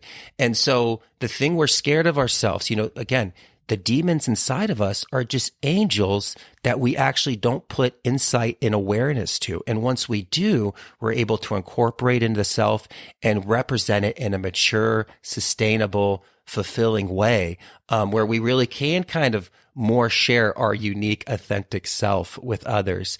And so like a fascinating idea of how like obvious it is to others, but how below the awareness of consciousness it is on ourselves. This attribute that he has about, what keeps him in line is still something he's going to have to channel in order to save his father and himself, and actually Sebastian. So, yeah, man, I didn't even consider that. So I love talking to you about this. So cool. And who's so funny? Who grinds down his nose to get it back down to size? His father. His father is the one that actually like cuts his nose down to get it back down to size. So Geppetto, again, is that representation of almost the demiurge or Saturn. And the idea that Saturn grinds and cuts his nose back to size. Well, this is the same experience for us. As our shadow starts to extend out and actually like, affect us and like start growing into other people, Saturn is going to use friction to purify our imperfections. And it actually grinds us down with this experience. And it's this like heavy thing. And so again, we always look at Saturn as this negative component, but it's just grinding us down to actually like repurify us. And, that's the idea of like the sculptor. The sculptor takes, a coarse rock. Initially, it's this aggressive, violent cuts to kind of start getting its shape. And then it just like slowly starts to polish it. And so it kind of talks about our first dance with Saturn. When we first start to dance with Saturn, it's very aggressive. It has to cut us down. It has to cut us down so we can actually like, purify ourselves. But as we understand Saturn, that aggressive cutting, like we see when his nose just grows like out of control in the beginning, really goes down to like a smooth polishing at the end. And it's really this unique thing. And we really kind of start to see that through this process of this like resistance that Saturn gives us, it's to reveal the masterpiece within us. It's the idea of like the statue of David. The statue of David was always in that rock that it was sculpted from. But it was through the process of, cutting it through and polishing it down that it was able to actually, actually like pull out this masterpiece of this, beautiful art that was kind of created there. And so again, it's the resistance and the struggles that we find that actually makes us beautiful and allows for us to actually represent ourselves. And without that, we're just going to be, there's no process of actually like finding that internal beauty and really kind of showing off that seed of creation that's within everything. And so really kind of unique kind of role that Geppetto is playing here. And, the idea of when he was just like, don't lie to your papa. That's the idea of like, don't lie to the creator. Like, don't lie to creation. It knows all. That's the other thing. We lie and we think we get away with it, but the lie, our noses grow. The universe knows that we're lying. It doesn't matter if we deceive the other person. We could, we can lie and the other person could be deceived by us. And we're like, oh, I got away from that. I got away with that. No, you didn't. It was as plain as your nose growing to the universal life force. And it's going to see that. And it's going to know that, like, okay, we need to give him lessons to understand not only the power of his word, but that his process here is to, uncover truth and live in truth, and that's going to be part of it. And the more we, move away from truth and we like ignore it, well, the more we're going to feel the heavy resistance of Saturn and the pain that kind of comes from that. And we're going to feel like we're grinding all the time and we get bitter and angry. And so such unique things that kind of come with this nose of not only, of his experience with truth, but also, the special aspect of like, this is actually going to save you at the end, and it's going to save your father. And you just have to learn how to utilize it correctly. And that's what we're kind of exploring. And you're right. And then, apart from the nose, you have the pulling from the left and the right, family and fame, the idea of like, the home and the external world, the pulling. And then we get flung into traffic. He gets hit by the truck, and we do the first entry of many into the underworld. For sure. Yeah, I mean, and then that's a whole other thing. I know we can speak another hour onto this topic of like what this is going to really represent on him dying and having a borrowed soul, because he crosses over and doesn't even understand death. So he's not even necessarily afraid. And then those who are taking his soul to the other side, they don't even understand how he's still alive, if you will. They're like, I thought he was dead. This is represented by these 4 black rabbits that are, striking up a game of poker. And Pinocchio says to them, I hate being dead. And you see these great big doors. And that's the first time you see some kind of Egyptian symbolism in the carving of the doors. Now, it's kind of hard to make out what the doors are. I've tried to look at the images, but you can kind of see there's something ancient behind them.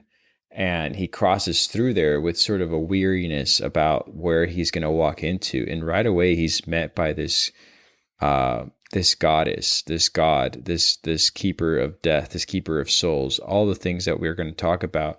But she doesn't introduce herself. And I say a female because her voice is a female voice, but this is sort of an androgynous character with the body of a lion and the head of this muse with these horns and the same angel wings from the other individual we met that gave Pinocchio the soul. And the first thing she says is, I feel like you've been here before. And she says, who are you? He goes, I'm a boy. I think I'm dead. And then she says, oh, yes, you're my sister's Folly, that sentimental fool. So she's not very much in agreement that he should have been created. And she makes sure that he knows, the wooden boy with the borrowed soul. And I thought that was interesting because it's very telling by just saying the borrowed soul. It's not the boy with the soul. It's a borrowed soul, which is kind of like, okay, wait, what does that mean? Like, what kind of time is Pinocchio spending on Earth if it's just a borrowed soul? There's a lot to unfold with that statement, I suppose.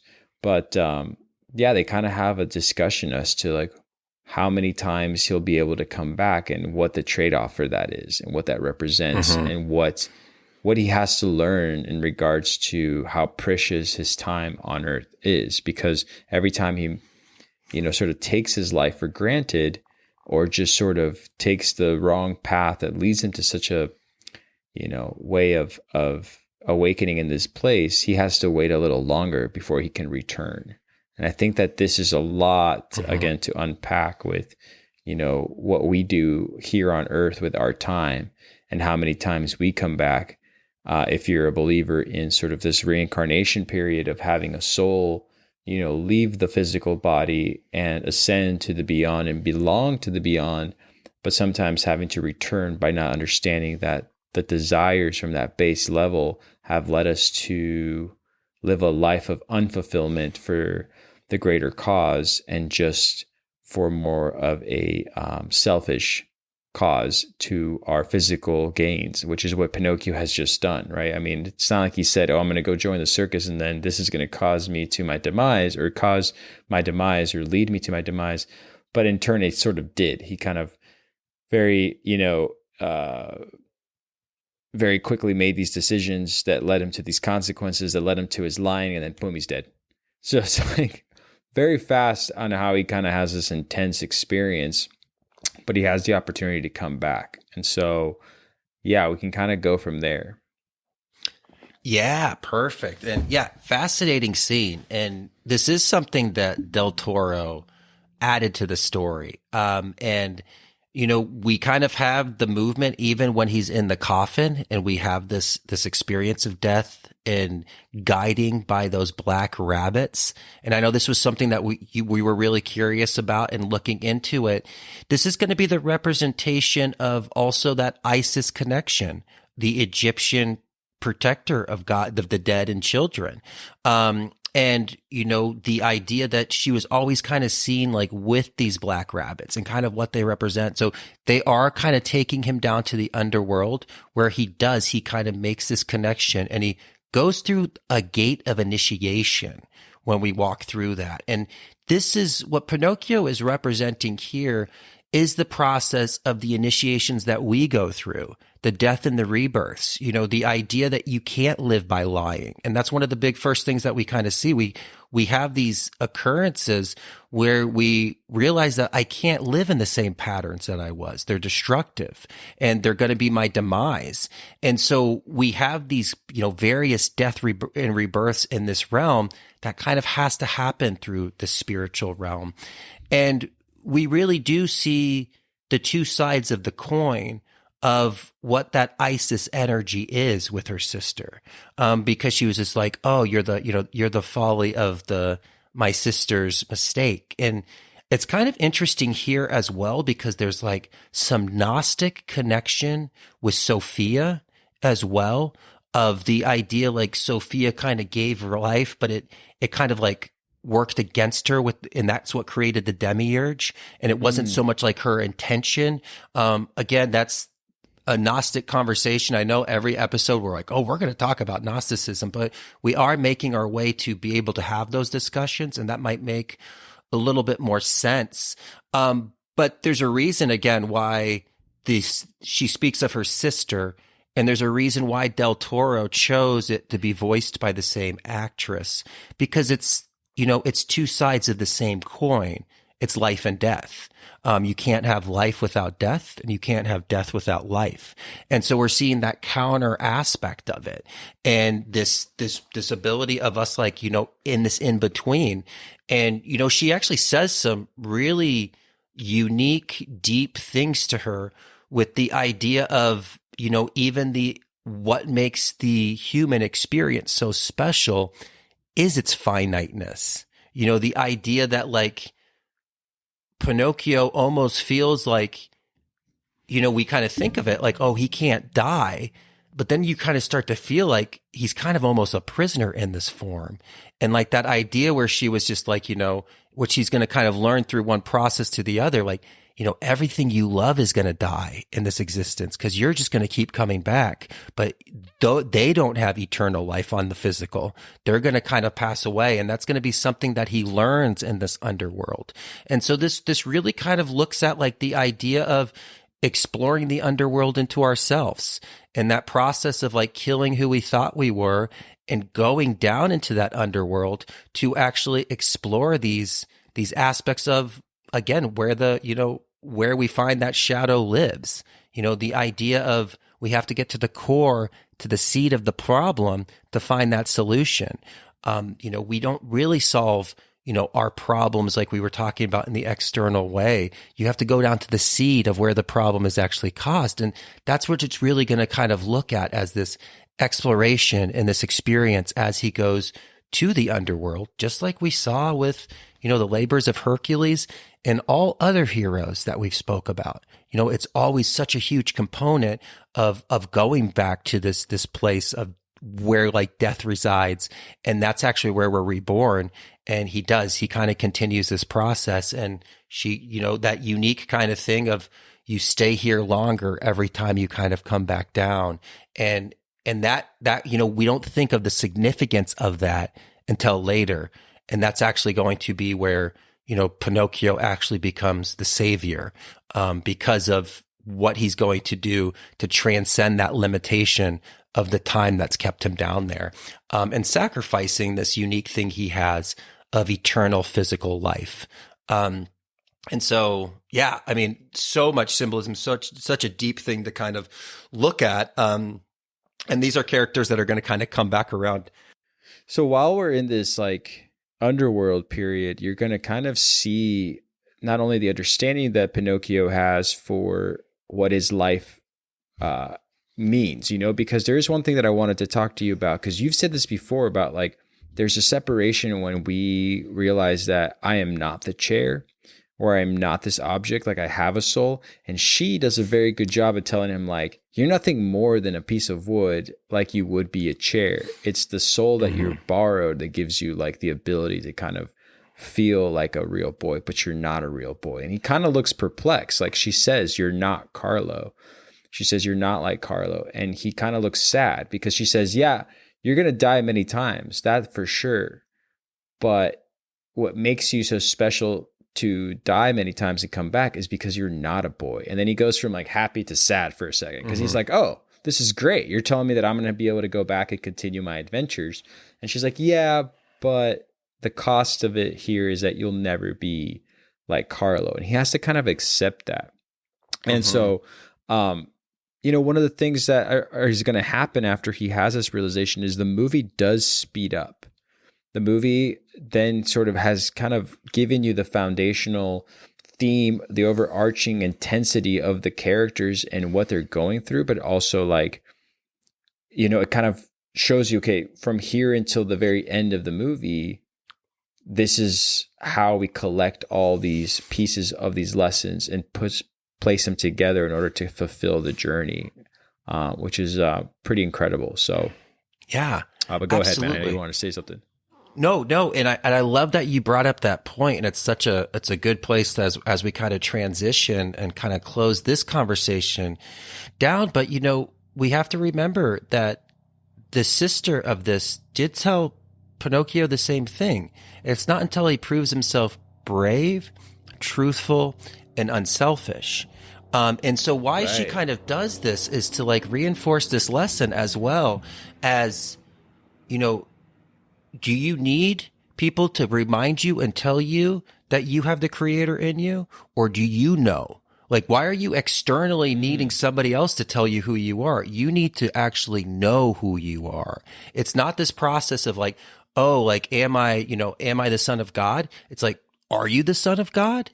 Like, you can stand up for yourself. Like, you are the creator. You need to like state it and stand in it. And she's going to give him more of a hard, colder lesson because she's the representation of like death. And it's going to be like, you need to find this in you. Like, and I'm going to kind of give you this idea of like not handing it over as a potential. I'm almost going to like try to drop it down. So like, are your beliefs guided by me, or do you actually know that you are the son of God and you are the son of Geppetto and you do carry life?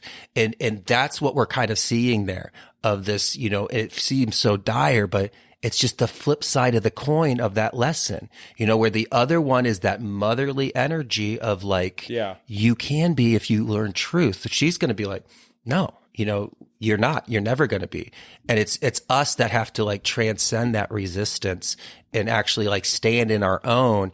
And it doesn't matter what it doesn't matter what society says, like, oh, you're just cockroaches, you know, you're just, you know, the result of like, you know, like this, you're just a byproduct of biology.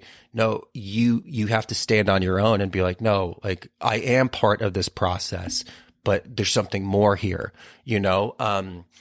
It's just like this fascinating thing. And the last thing I kind of want to like drop into that kind of like relates to this is like the idea that we brought up the nose, of like how we don't see the nose in our active awareness. And, you know, one of the things that we when we kind of talked about this idea of like this disconnection from the metaphysical principles that used to be like the grounding of all of our studies, was a unique thing to kind of explore. When Darwinian evolution was presented, there was a counter to this. There was this opposition of fundamentalists who like really saw the Bible as like they read it in a literal. I'm so sorry. There was this opposition from like the fundamental religions because they kind of like looked and perceived the Bible through a very literal lens. And they opposed Darwinian evolution. And we read about that and we hear about that in our history books, but they don't tell you about the other people who countered Darwinian evolution. And that was the metaphysics, and that was the esoteric and the occultists, because it's not that they didn't believe in evolution, but they felt that the evolution that Darwin was presented was too watered down. They're like, there's no way. They're like, evolution is so much bigger than this idea. It's not just survival of the fittest and mutations. That's one little component of it, but it's such a bigger understanding that you're missing out on. And we see this with like the idea of not seeing the nose. Like, how did that happen? Or even how the eyes work. Eyes have to be perfectly aligned to kind of be able to perceive and like actually take in light and process it to the brain. It's not this like slow process that like Darwin was presented. And so when we kind of think about this idea of like, when people like think about like, oh, like when we think about that idea in history, we're told that it was between the fundamentalists and Darwin, but we're not told about the counters who are like, this is such a watered down version of evolution, because they always knew about evolution, but it was on a more spiritual, holistic kind of way. And there was bigger processes that were ignored. And so like through this, you know, our sciences tell us that we are just the byproduct of, you know, this kind of evolution where there's a bigger component here, and there's some sort of intelligent design that's aligned with that, you know, that evolution that's merging in. So again, it's like that idea of like having to like grant your universal power that's within you and be like, you know, we are not just the product of just survival of the fittest. That's a component down here. We see that, but it's not everything. And so again, we're asked to do these things because if you think about it, we're faced with this all the time of people telling us that we're just, you know, again, we're just like cockroaches, or we're, you know, we're sucking the planet dry. No, Mother Earth, like the clay that we came from, loves us. Like it doesn't deny us. You know, it's this idea of like really standing up for our own spirit. And Pinocchio is going to have to do that and show that he is a spirit, and he's actually can go through the ultimate thing, which is sacrifice, which transcends everybody else is actually just a wooden puppet. He's actually the real boy. And he's the real savior in the story. And so fascinating. So I'm so glad we brought that up. And, yeah, I agree with you. The remainder of the story, it's interesting how he told it, because it does kind of get condensed and move kind of fast. And so I think we really can kind of, you know, finalize this in maybe the fourth part.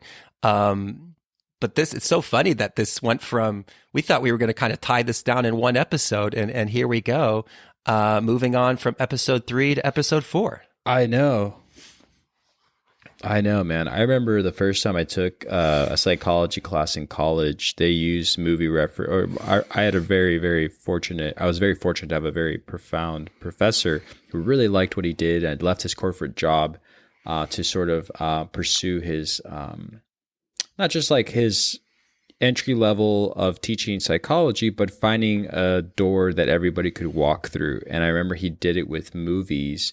And I used to wonder to myself, like, oh, you could do every movie, but some movies he was able to condense in like one lecture, you know, and he's like, these are the macros. This is why this is what really, you know, is being said in this movie. This is what the overarching theme is, etc. And it connected with a lot of students who were like, I'm just taking this as a, you know, because I need it obviously as a credit for my degree or whatever pursuit they were in.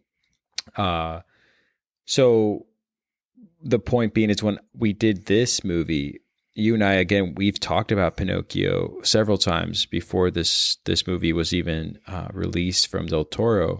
So I kind of had that idea, like, oh, we'll do like a one long episode, like the first episode and last. And now that we're going into part 4, it's like it really shows not only the more studious approach that Del Toro had for creating such a movie with the theme that was already made, but recreating it to where it has a deeper meaning that goes way beyond the layers that I think a lot of people were expecting as far as just in terms of being entertained. And so as we start to unfold it, it puts us in the shoes of some of the thoughts of the writers' perspective of making these characters and developing these characters in order for you to have this understanding. And here it is, going into episode 4 to finalize this story, kind of shows the true depth that they had to go through, but also that they were willing to go through in order to deliver this story. And so fascinating stuff, man. I love being able to talk about this with you, and very thankful for all those who have listened to this unfolding thus far, because it is a lot that we don't want to miss, and we don't want to just like blow right over, because again, this is the story about you, as we always say, the story about you. And other episodes and other themes that we bring up with the esoteric and the occult is that, we're all just trying to find our way back home, but we're also trying to find the true value of something that every minute of every day is being sort of redefined. And when it's being redefined, you're kind of losing the essence of what you're born with. I like that you're saying that we're born from this clay. We are part of the earth. Mother Earth may be having, a time of difficulty with us on the planet, but it's endured millions of difficult things throughout time. And we're not the first thing that's come around that sort of put it through some kind of shift, but the shift that it's going through is a shift that's going through with us. So we are all part of the same shift. It's a collective shift that we need to sort of take account for, in my opinion, of what the criticism that comes at people going like, we are these cockroaches. We're contributing nothing. We're contributing great things. Just these conversations alone may help an individual out there realize, do they have their strings attached? Are they a sovereign individual? And with that sovereignty, you can sort of free other individuals that may not have felt that same kind of freedom, in order to have a true appreciation for the star that is inside of all of us, not having some individual, like in this case, the count, telling you what your value is and also taking the profits from that value. So again, super profound, and very thankful to be able to do this with you, man. Absolutely. Absolutely. And, as we're signing off, I did want to say a big thank you. I mean, obviously a big thank you to all the listeners, the community, and everybody who reaches out. But to Andy, who actually allowed for me to kind of reschedule our alchemical conversation so you and I could come and complete this conversation. Andy. So Andy, you are a legend. We are so thankful for you. And, best all the love to everybody that's listening, and high fives through your speakers. Boom. Boom. Cool, man. Well, can't wait to do number 4 and to, really conclude this story. So until next time then. Kisses. Until next time.